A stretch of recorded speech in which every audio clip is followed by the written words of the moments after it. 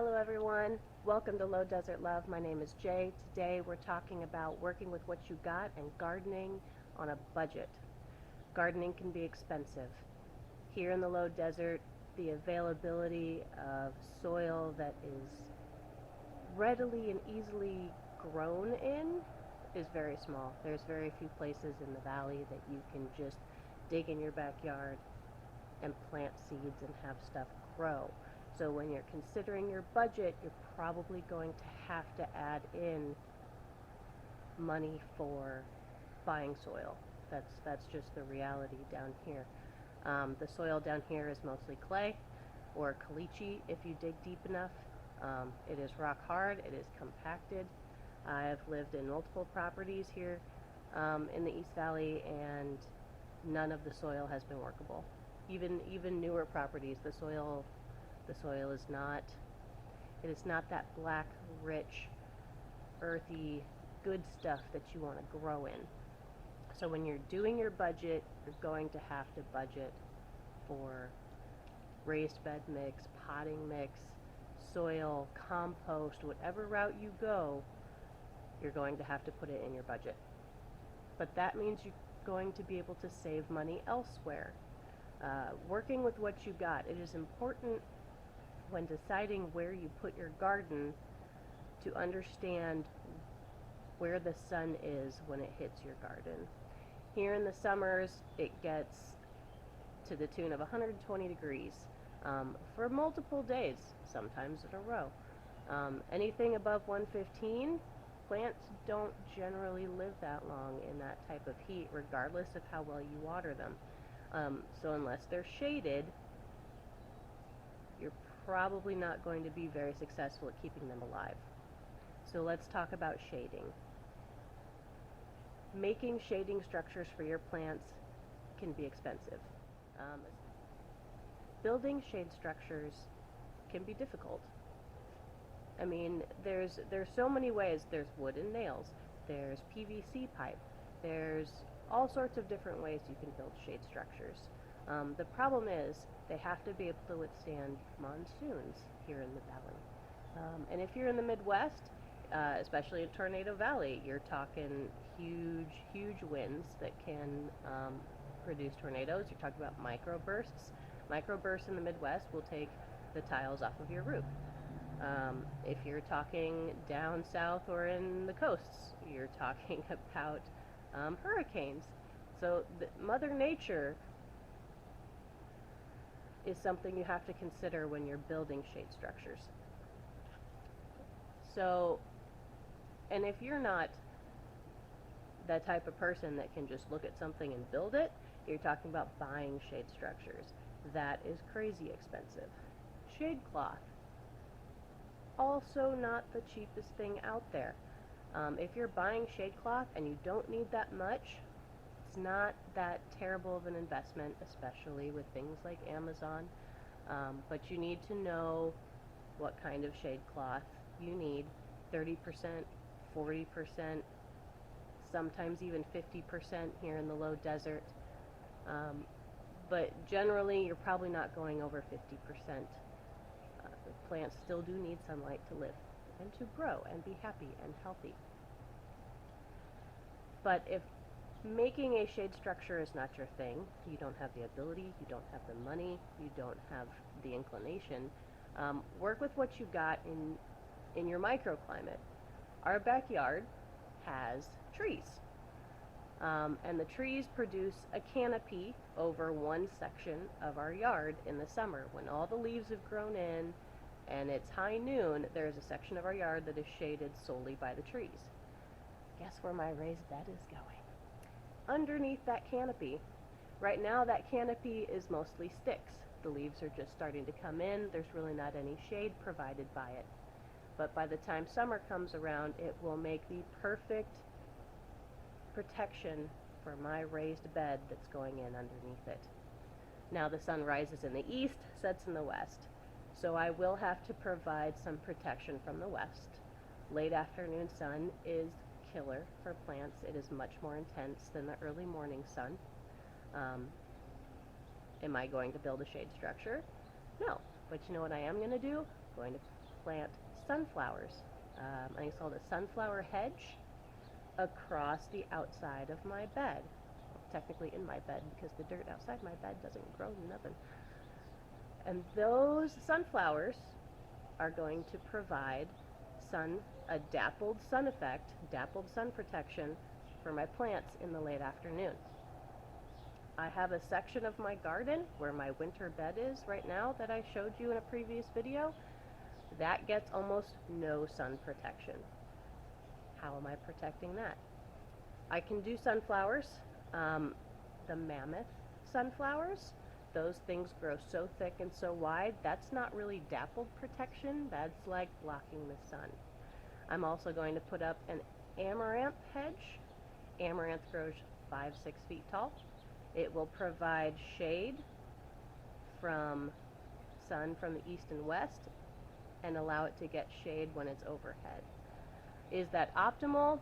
I'm growing melons there, so it hopefully will be fine. But work with what you got. If you have trees in your backyard, use them to your advantage.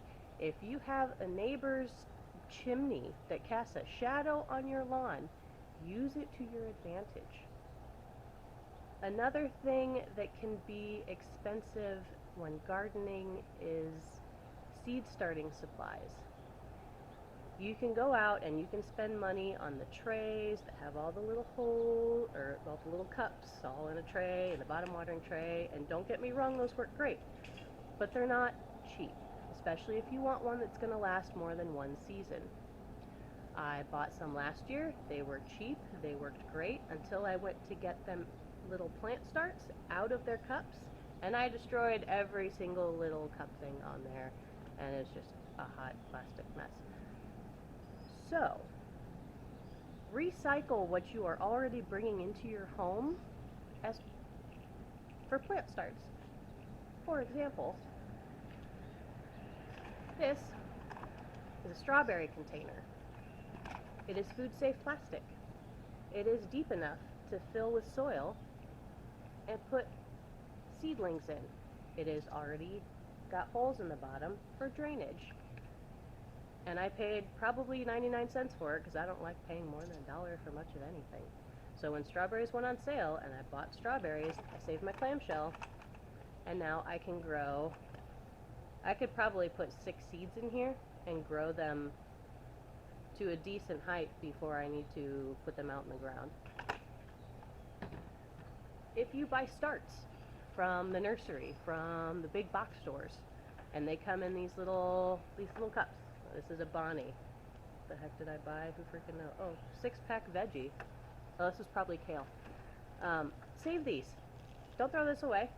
This is free working material for your garden. If you see your neighbors throwing them away, ask for them. If you see landscape companies throwing away tree pots, those 5-gallon tree pots, or yard planters, or those landscape crews that deal with these, ask if you can have them. They're probably throwing them away anyway. That is free. You know what you can grow in a container? Damn near anything. And if you are a fan of Lead Farmer, where I learned this from, peekaboo cups. This is a peekaboo cup. This is a habanada pepper plant. This peekaboo cup is 2 plastic cups, a pretty clear one and a not so clear one. You see the root structure on that baby? It's beautiful. These cups I have priced, I'm going to call it a party cup.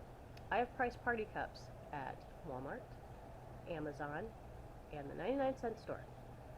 It is penny per cup cheaper at the dollar store. Even buying in mass bulk off Amazon, now I don't have a Costco membership, I don't know about that one, but it is absolutely 100% substantially cheaper to go get these cups at the 99-cent store. And it's not like saving 4 cents, it's like saving dollars upon dollars. I have so many of these in my house right now. Shopping at the dollar store for gardening supplies seems can seem sketchy, especially if you're not used to shopping at the dollar store. But if you're gardening on a budget, you might be familiar with the dollar store anyway. Their garden section is incredibly useful. They carry bird netting. They carry stakes, like gardening stakes. They carry almost anything. Those knee pads, the foam things that you people kneel on in the garden, are 99 cents at the dollar store. You know how much they are at Walmart? Not $1. So let's talk about labeling stuff in your garden. Those little labelers, like the one I have in these guys, I've used both sides now because I reuse everything. Those are on Amazon. They're not expensive, but they are an investment. What else can you use? Popsicle sticks, if you happen to come across those who are free or cheap or are producing them from your freezer. What are these? Plastic knife, left over from takeout food. It is taped to, well, I laminated it, but it is taped to a picture of a pumpkin because I was trying to help my toddler stop pulling my plants out of the ground. And I was trying to teach him we don't pull food out the ground. But just take your plastic knife, take your plastic fork, take your leftover chopsticks, label them, stick them in the ground.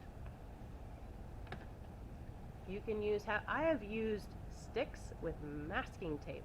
You make a little masking tape flag on the stick and wrote on the masking tape and stuck those in the ground. That is how I labeled my tomato garden last year.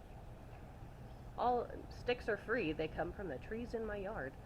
And the masking tape is actually at the dollar store for $1. Gardening doesn't need to be expensive, but it is an investment because you do want your plants to grow. You are putting in time, you are putting in money, you are putting in your everything. I mean, growing is a labor of love, and it is labor. Growing a garden is an investment. Be smart with your money, decide where you want to put your money, and be frugal with everything else. Thanks for hanging out with me today. I hope I gave you some good ideas on how to save money in the garden. I want you to succeed. I want you to thrive. If you have any questions, leave them in the comments. I'll be happy to answer anything. So thanks for stopping by, and if you aim to thrive, at the very least you'll survive.